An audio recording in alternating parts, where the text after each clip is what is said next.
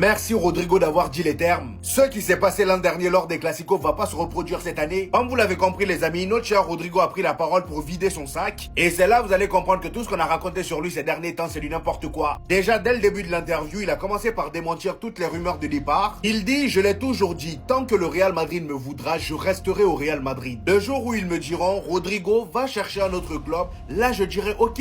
Mais ils ne me l'ont pas dit. C'est pas fini. En ce qui concerne sa baisse de forme les amis, il a expliqué que la saison dernière, il traversait des moments difficiles. Sur le plan personnel, je précise, et qu'il a même passé beaucoup de temps sans parler à personne. Personne ne savait ce qu'il traversait et il n'était pas bien physiquement ni mentalement. Il explique que Carlo Ancelotti l'avait beaucoup aidé étant donné qu'il venait à l'entraînement triste. Et il explique qu'il n'était pas en état de jouer, mais étant donné que les matchs c'est chaque 3 jours, il n'avait pas le temps de récupérer. Vous voyez quand on vous dit que les joueurs c'est des êtres humains, là on a la preuve. Ils ont aussi une vie personnelle. Nous on le voyait juste pas bon sur le terrain alors que le gars profondément il n'est pas bien. Juste après ça, il a parlé des Classicos de l'an dernier et voici ce qu'il a dit. On doit battre le FC Barcelone lors du prochain Classico. La saison dernière, tout était horrible face au FC Barcelone. Cette fois-ci, nous serons au Santiago Bernabéu et nous allons montrer qui nous sommes réellement. On attend que ça, mon cher Rodrigo, dis-leur. D'autant plus qu'en ce début de saison, on voit que le football a du mal à redémarrer. Vous voyez ce que je veux dire? On se fera un malin plaisir de les chicoter comme Séville. Mes frères barcelonais, il a encore temps de devenir madrilène. Venez à nous, en bon entendeur. Salut.